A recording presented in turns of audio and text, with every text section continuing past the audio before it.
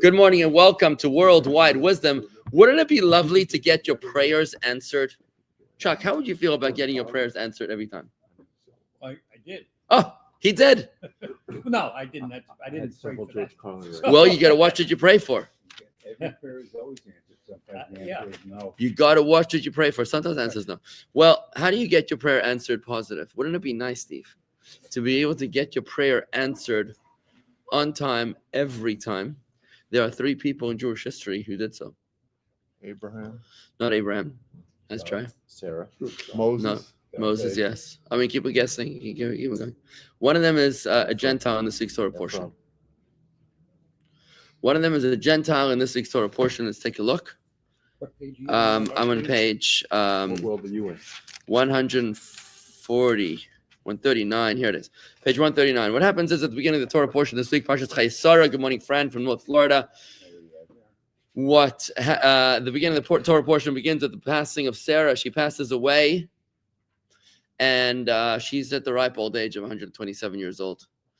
Abraham decides that it's time to get a shidduch for his one and only son, Eliezer, Yitzchak. So Yitzchak is older, 37 years old. So he asks his servant, Eliezer, his Gentile servant, to go and find a wife for Yitzchak.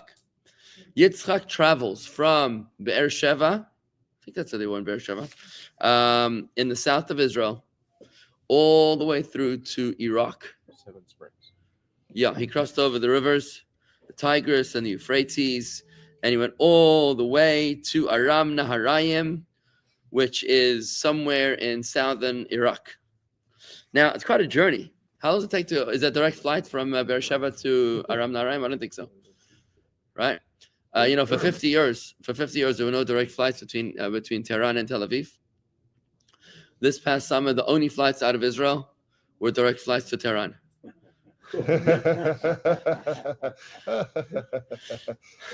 So, what? They wouldn't land. They didn't do any landings. They just do deliveries. They're just doing deliveries. So, what happens here is it's actually a 7-day journey. I've never actually tried this journey by land, but it's a 7-day journey by foot, by camel, actually, from Beersheba to southern Iraq. That's our next trip. Southwest. Yeah, I don't want to do it by foot, actually. It doesn't sound very exciting to me. But yeah, it's a 7-day trip. It would be nice to go in the footsteps of our forefathers, right? Yeah. But Eliezer does it in 1 day. I mean, this is crazy. Eliezer does it in 1 single day. Take a look at what he says. Just give you the overview of the story. Eliezer is going to find a wife for his master's son, for Yitzchak. He comes to the well. He decides he rocks up in town. He stops up at the well, and he says, "Okay, God, please find me the right woman." And then she appears. Right? Then he gives her gifts, and he asks to speak to her father. And when he speaks to her father, listen to what he has to say to her father. Are you still on page 139? I'm jumping around a little bit. I'll tell you exactly where I am. Here. Yeah, I'm on page 143 right now.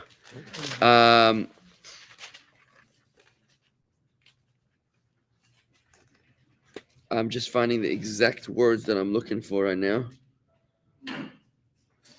The exact words are, and I came today. Does anybody see those words? And I came today. It's a very long narrative in Torah. It's quite unusual to have such a long narrative, which is actually repeated in such great detail. 142, where is it? 42. Where? It says, Oh, verse 42?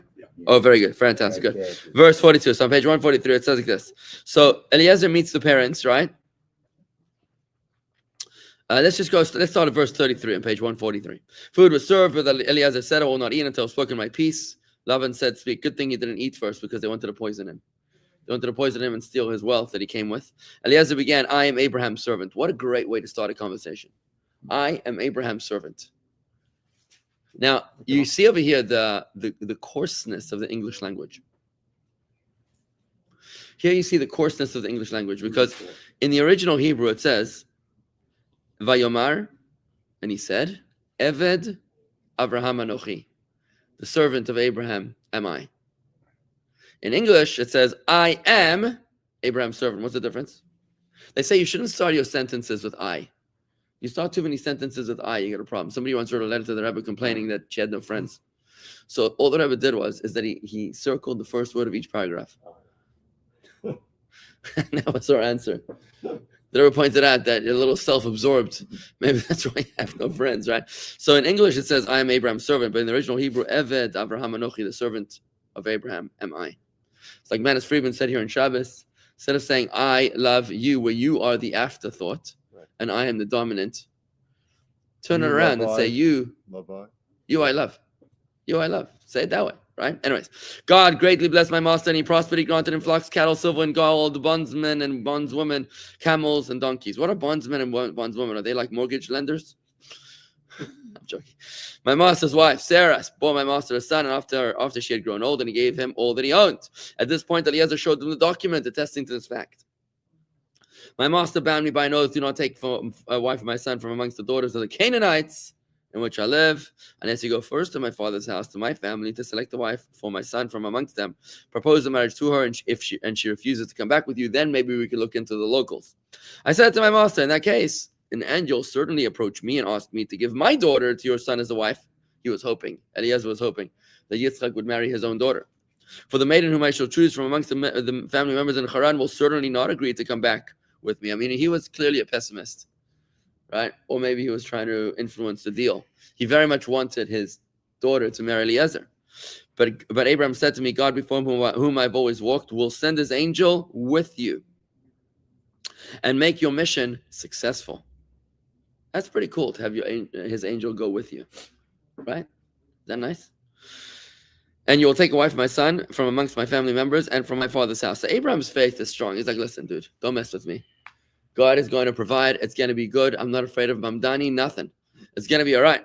Eliezer could not, of course, tell Bethuel and Lavan that God had granted him success in advance.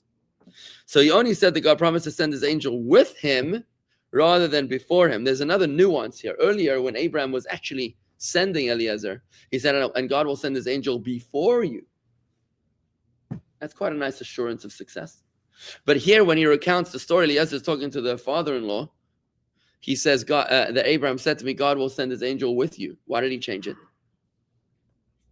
Why did he change the wording? The Rebbe points out that the reason why he changed the wording is because it would be inappropriate to say to Bethuel, to the father of the bride, that God has sent his angel before me. Because if God sent the angel before me, then it means it's a pre-done deal. Oh, okay. What were you going to say? That maybe that Bethuel had encountered the angel and had recognized him, so it's an embarrassment. Well, the question would be, why would we need Bethuel's buy-in? Because the angel's already brokered the deal, and he no longer has freedom of choice. So it would be disrespectful to say to him, imagine you walked into a business deal and say, look, God has already approved this deal. I know it's going to happen. Now would you like to sign the document? And the guy was like, oh, okay, fine. Let God sign the document for you. You know, he might not take it well, right? So that's why there's a slight deviation from the original instruction. But either way, you see that Eliezer is certainly being carried by the angel of God. He didn't, however, note that God had promised to make his mission successful, hinting that it would be fruitless for Bethuel to attempt to oppose it. Only thus will you be free of my oath, said Abraham to Eliezer. If you approach my family and they do not give you a maiden, you will be released from my oath.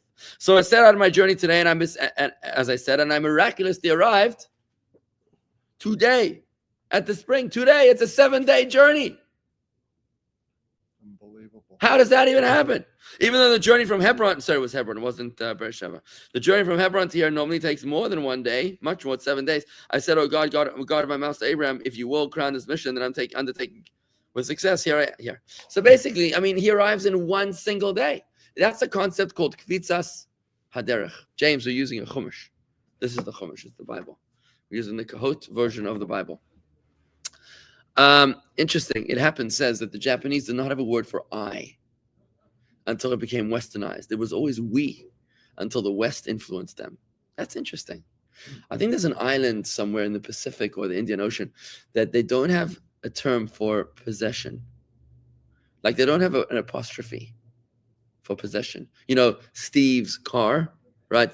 Jonathan's dog. They don't have the apostrophe for possession because in their culture, it's all collective. It's an interesting concept. Anyways. It's called Marxism. So, of the Polynesian. so what happens here is that Eliezer is experiencing something, a phenomenon called kfitzas haderech, the jumping of the way, the shortening of the journey. My grandfather-in-law, Rabbi Yehuda Krinsky, is the Rebbe's personal secretary, chief of staff. He was with the Rebbe since 1956 or 57, I think. He would drive the Rebbe all the time. Now, the Rebbe's schedule was a little, Chaotic.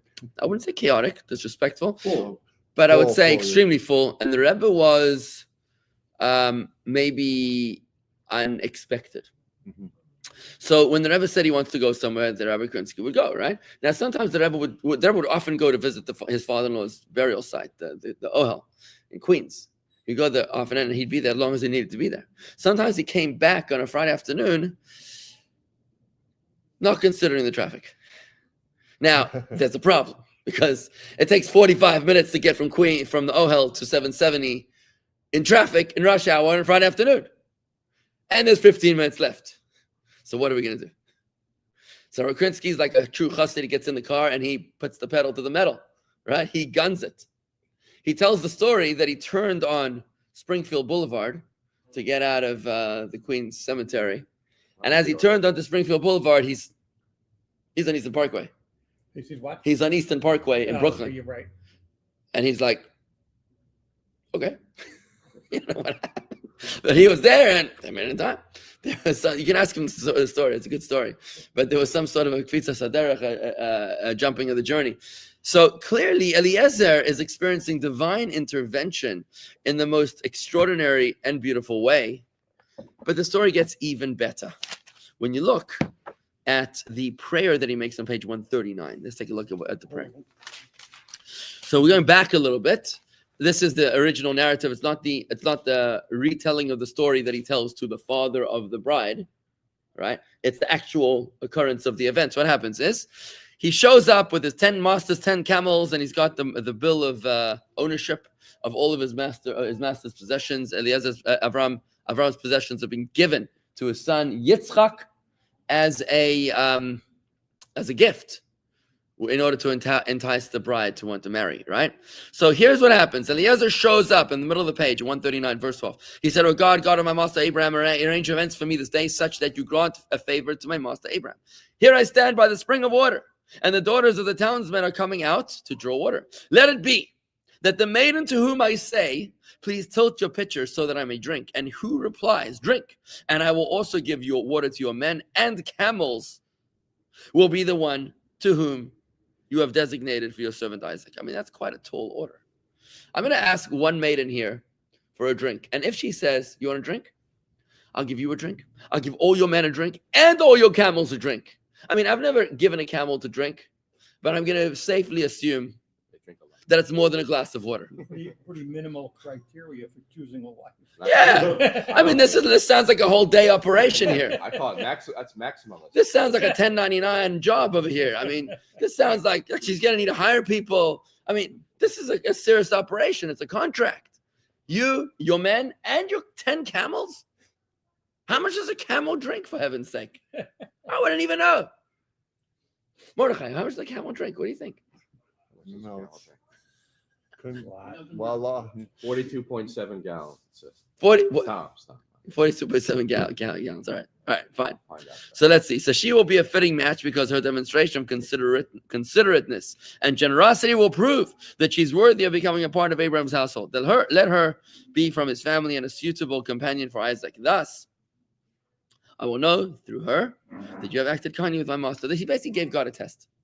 I'm going to ask this question. If she gives this answer, then I will know that we found the right one. In other words, he's basically solved the whole dating dilemma. I mean, imagine if people just did this for dating. Right? They said, listen, God, I don't want to get complicated over here. You know what I mean? I don't want to mess around with the wrong people. So God, I'm ready to start dating. I'm going to ask the first eligible maiden this question, Yeah, the first Give woman me I a see. drink of water. Give me a drink of water. And if she comes back with, you know what? I'm going to give you a drink of water and I'm going to fill up your car with gas. Yes, that's Right. it. Rabbi, Then Deal. she's the one. Deal I mean, done. whoa, Deal that would be done. amazing. I was very close. 40 gallons. 40 gallons. How much does your car take? Is that a dromedary or a? Yeah, dromedaris is one Honda. hump. One up. Yeah, what about the double Or hump? you have He's got 2 tanks. You have the African camel. The African camel's got The, two tanks in there. So, So there's up to 40 gallons. So it could up to 40. How much? How many gallons in a car? 20 to 30. 20 out of 30? How long you been married? SUV? How many gallons in your SUV, Rob? They don't have big tanks anymore. No? No, I used to have an SUV. You're right, before. 20. 20, give or take. If you're a hybrid, 20. So each camel is 2 cars, okay? So she's filling up 20 cars worth of gas over here, right? I mean, wouldn't this be lovely to be able to solve the dating crisis this manner? What were you going to say, Mordechai? The Eliezer prayer, is that related? I know on Passover we leave a table for Eliezer. Or is that? It's not Elijah. You're mixing up your e's. Oh. There's Eliezer, servant of Abraham, and Elijah, the prophet, who turned into an angel. 2 different people. They have the same initial, so that counts. But other than that, then 2 different people, 2 different eras. Okay, so back to the story. So what happens? He had not yet finished speaking, folks, and this is the key term here. Yeah. He hadn't even finished speaking. He didn't even finish talking when, block your ears, 3-year-old Rebecca Yeah. came out. You didn't hear that part. No, we She had didn't. been born to Bethuel, the youngest son of Milcah, the wife of Abraham's brother Nahor. Her picture was on her shoulder. Oh, ears perked up. I remember last year you had something to say about that. I thought you had resolved it since then. Eliezer, Now she's a year older now. Eliezer, Epstein.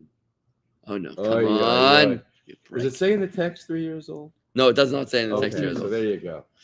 Just remember something very simple. Abraham lived to 175 years old. Okay, puberty, maturity, all that stuff was different in those days. Okay, Noah lived till 900 and way up there. You know what I mean? It says that Moses was 10 cubits high. You know how much a cubit is? Yeah. 2 feet. Right, it's a cubit, 2 feet. Is this 2 feet or 1 foot? Yeah. 2 feet. It's 20 feet tall. Okay, you know what I mean? The numbers were a little different. All right. And when you look at dinosaurs, they were the pussycats of those times before the flood. The 3-year-old is not in the Torah. No, it It's doesn't in enter. oral. Oral Torah, yeah. It's in the Hadith. Anyways, let's not get stuck in that point. I know I shouldn't have said it. Sorry. But anyways, what happens here is that God answers him before he finishes talking. Is that amazing? He's not even finished talking, and the woman comes out. And he asks about, hey, dude, yeah. She says, can I have a drink? And she's like, drink? Why don't I give you a drink and all your men a drink and all your camels a drink? All by herself. And that's it, done deal. So here you see 1 of 3 people in the Torah whose prayers are answered immediately. I mean, Eliezer actually is more than the 2 others. Who are the 2 other people that got their prayers answered? Moshe, you said. Moses, in the case of, let me find it for you actually. It was in the story of Korach, right? In the story of Korach, when Korach tries to rebel, it's the cousin of Moses. He's the cousin of Moses, and he tries to rebel against Moses, and she rouses up a whole rebel. And okay, whatever. I'll see the exact whatever. It doesn't matter. I don't waste time. So what happens is that it says ledaber, and it was as soon as Moses finished praying, that the ground opened up. Here it is. If you turn to page 927, 927. Moses is basically making them a deal. He's like, listen, guys, you guys are trying to prove that I'm a fraud. You're trying to say that I'm a fraud, that I elected my own family, nepotism. Aaron should be the high priest, and I should be the Rebbe, right? Who's saying this, by the way, is Korach, who's Moses' cousin. Right. He's accusing Moses of nepotism. The cousin is accusing him of nepotism. I guess he's accusing him of selective nepotism, right? Ed Hockman, great to see you, my friend. Shalom Aleichem. We miss you, inshallah. Anyway, but it's beautiful that in the modern technology age, we're able to still study together, even if you are where you are. And Lane, good morning. Boker Tov HaKohen. So, what happened here is that Moses says, look, if you say I'm a fraud, okay, let's prove it. Bottom of page 924, it's like the middle of page 924. Moses said, with this you will know that God sent me to do all these deeds, appointing Aaron as the highest priest, as the high priest, his sons as regular priests, and Eliezer, the prince of the clan of Kehat, and that I did not devise this myself. Turn to 927. If these men die as all men die, and the fate of all men be visited upon them, then God has not sent me, then I'm a fraud. But if God creates a new creation, namely that the earth opens its mouth, swallows them, and all that is theirs, and they descend alive into the grave, you will know that these men have indeed provoked God, and that I have spoken only on his authority. If God created the earth with the potential to open its mouth, let this potential be manifest now. If he did not, let him create it anew. So this is a big call that Moses does, right? But you know who else did this? By the way, it was Christopher Columbus. Christopher Columbus arrived in Jamaica. And do you know the story? Tell me if you know the story. And when he arrived there, the men of his ships were threatening a mutiny. They were frustrated. They ran out of food. They were trying to go to India. The people weren't speaking Indian, I guess. they thought they're in the West Indies, right? They didn't know. They were very frustrated. They wanted to rebel against them because they ran out of food. So Christopher Columbus needed to broker a deal in order to get them food from the locals. The problem was the Jamaicans didn't want to sell them food. So what happened? Did you know that the Indians that lived in Manhattan sold the island of Manhattan to the Dutch for a whopping $23? $24? That's what I thought. $24? Do you know that if they would have invested that 24, are you sure it's $24? If they would have invested that $24 at 7% in 1623, then 400 years later, it would have been worth $24 trillion. Do you know that? The value of Manhattan. 7% a year. What's called accumulating interest, compounding interest. Right. Anyways, back to the story. So Jamaica, what happened was, Christopher Columbus tells the locals, if you don't sell me food, then I'm going to make the sun disappear today. The sun is going to disappear today. Now he was armed. Remember, Christopher Columbus, according to many, was a secret Jew who escaped the Spanish Inquisition on the very date, on the 9th of Av, on the very date of the beginning of the expulsion, the Edict of Expulsion, the 9th of Av of the year 1492. He was armed by information from Rabbi Abraham Zakuta, who was a brilliant astronomer, who told him about the astronomical charts, and he told him when there was going to be a solar eclipse in the West Indies. So when he got there, he said, today's the day, is going to be a solar eclipse, and he used that as a threat to the Jamaicans. They refused to give him food, but when they saw the sun disappearing, they got terrified, and they sold him food, and that's how Columbus was able to continue on his journey. Is that in the oral Torah or the written? This is not in the oral Torah. Is it anecdotal? Or look it up. It's a real story. Look up the story. Avram Zakuto and Christopher Columbus and the solar eclipse, of course. Anyway, so what happened was that as soon as he finished speaking all these words, the earth beneath them split open. So just like Columbus, who threatened to hide the sun, Moses threatens that the earth will swallow them up. A sinkhole, effectively. And what happened was, it says as soon as he finished speaking all these words. But look at the difference. Here it says as soon as he finished speaking all these words. What page are we on? Remind me. 139. 139. On our page, 139, it says not as soon as he finished speaking. It says 145.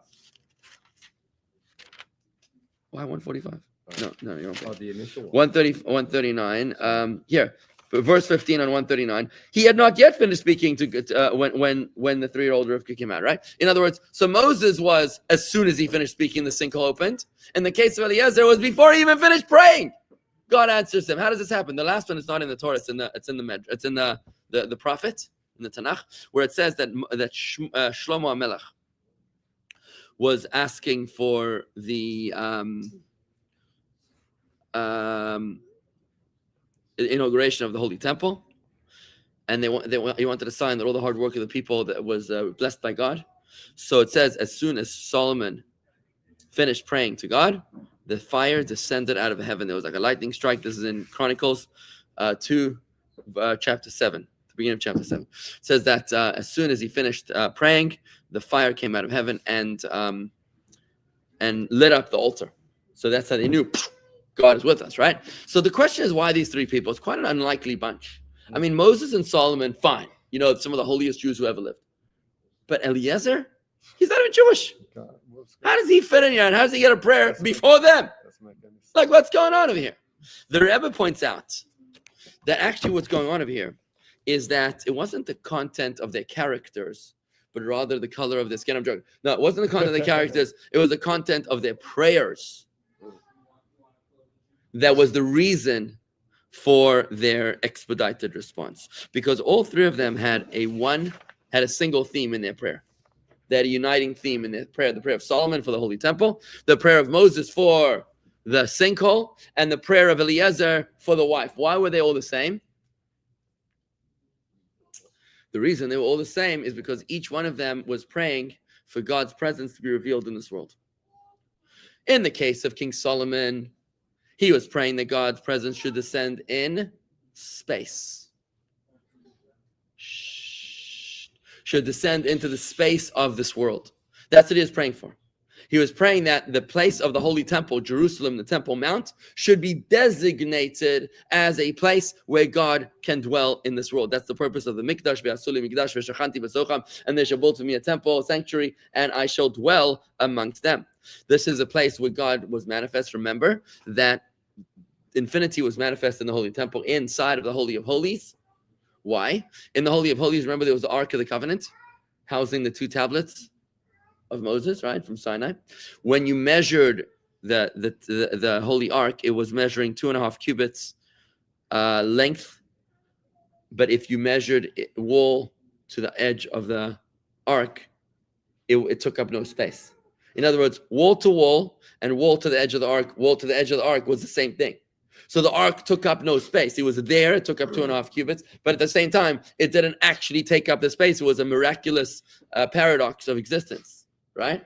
Why? How could that possibly be? How could it take up space and not take up space at the same time? Because it is the manifestation of infinity.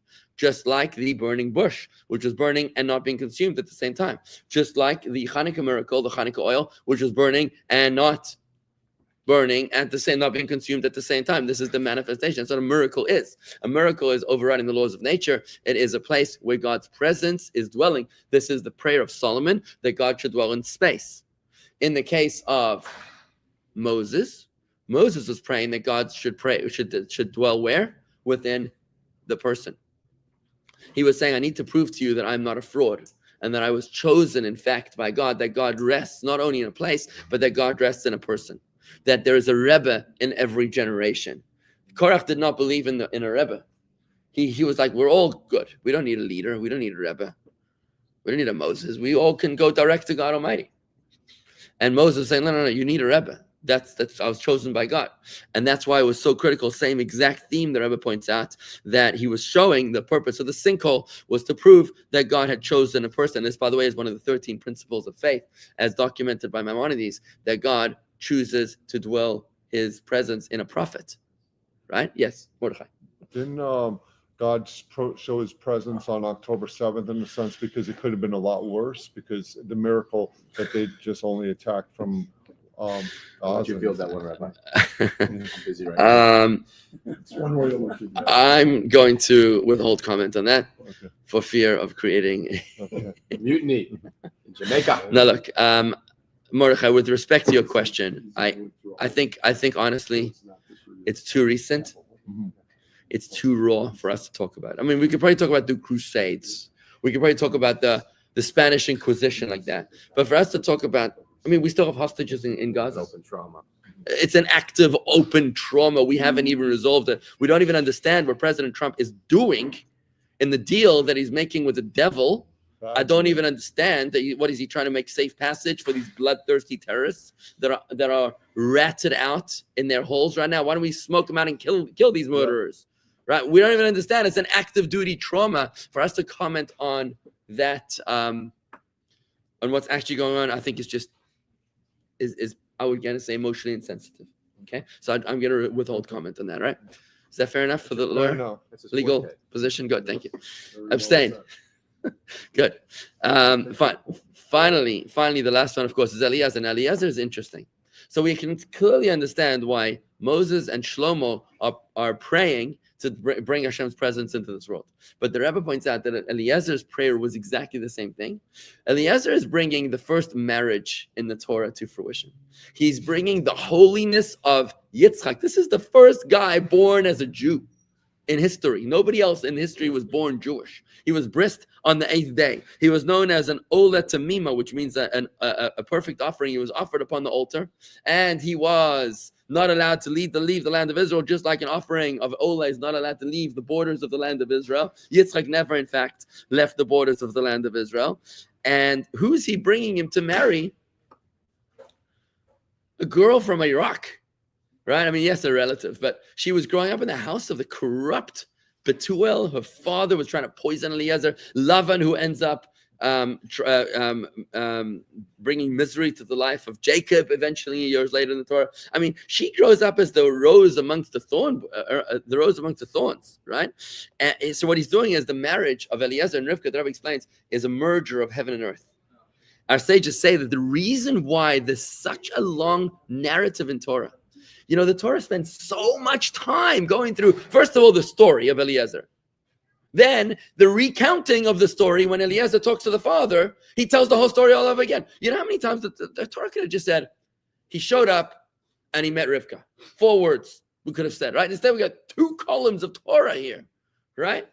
You know how many laws of Torah are just merely hinted at because there's an extra letter? You know how we know that that on Sukkot, there's a special funnel on the altar that we pour water. Every day of the altar, you pour wine. There's wine libations. But on Sukkot, you pour, in addition to the wine libations, you pour water libations. How do we know that there's water libations? Because if you listen closely to the Torah reading on Sukkot, it says, V'niskehem unesacheha. So that V'niskehem has an extra mem. The V'nisacheha has an extra yud, and there's a mem, yud, mem, which is a hidden 3 letters, mayim, which means water, and that's how we know there's water libations. Here we got a whole story here, told twice. Why do we have this story? Our sages tell us that the story of Eliezer's descent to find a wife for Yitzchak and Rivka is more important even more important than Torah. To quote, Yafa sichasan shalav the avish mitirosan shel banim. The Gemara says that the narratives of the servants of the patriarchs is even more precious than the Torah of the sons. Wow. What does that mean? Because Eliezer specifically was engaging with bringing heaven down to earth. Because he was bringing Yitzchak down to Rivka. He was infusing, remember the word chasan and chasan kala. Chasan kala, bride and groom. Chasan means in Hebrew descent. Nochi stariga means to descend, and kala is kalei sanefesh, like elevation of the soul. So the bride and the groom, they kind of meet in the middle. He comes down, she comes up, right? She represents earthliness, he represents spirituality, and this is the marriage of the spiritual and the physical together, and the purpose for which God created the world, not for us to become abstract, aloof, and in our silos, but rather for us to engage in this world and to infuse holiness into every aspect of this physical and mundane world. And that is what the significance of the prayer of Eliezer was, that Eliezer's prayer was essentially laid the groundwork for the Torah to proceed, where we are able now to infuse holiness into every single item that we encounter, into every problem that we encounter. This all began with Eliezer, just like Shlomo praying to infuse God into the temple space, and Moshe praying to infuse God into the person. Eliezer is the first one who's trying to infuse God in general into physicality. Remember, it didn't happen until 2,448 years after creation, when God eventually comes down to Mount Sinai. But Eliezer is the one who brokers the deal. He's the ultimate broker. He's the deal maker he negotiates a passage, a bridge between heaven and earth. And that's the extraordinary novelty of Eliezer, why it takes such a dominant theme in this Torah portion. So when you read the Torah portion, don't just look at it like, a lengthy narrative. Read it as the bridge between heaven and earth, and recognize and realize that if we can only do the same thing, if we would only be able to focus our efforts in the same direction, to be able to think about everything that you pray for, don't do it for your own personal gain. But have in mind that the project that you're working on is in fact intended to bridge heaven and earth. If your intention is self-gain, you might struggle. But if your intention is to infuse heaven into earth, like Solomon, Moses, and Eliezer, then like them, your prayers will be answered immediately as you finish, or maybe even before you finish, like Eliezer. It all depends on your kavanah, on your intention. So when you're doing the deal, when you're building the house, when you're building the business, when you're negotiating the contract, Are you focused on the I, or are you focused on the bigger picture? Is it about your personal gain, or is it about the infusion of God's plan into this world? If it's the latter, Eved Avraham Anochi, the servant of Abraham am I. Not I am the servant of Abraham, but the servant of Abraham am I. It's then that you will experience divine intervention, Godspeed. Great class, Rabbi. But that's somewhat contrary to what you said before, which is that when you pray, you should pray for personal gain, because to think that whatever you get or you can get is based on you yourself and is not with the help of Hashem would be egotistical. So when you say, God, I need this, I need this, I need this, you're supposed to, you told us you have to ask for it. You should ask for it. For sure you should. Who else are you going to turn to? So, and you said, people say, oh, I want peace on earth. I want the weather to be good. I want climate change. No. Why do you want your bank account to overflow? Why? For personal gain, or in order to be able to do lots of mitzvahs? Have in mind the right intention. Have in mind the right intention, and God will bless your actions. Be like Solomon, be like Moses, be like Eliezer, and God will bless your actions.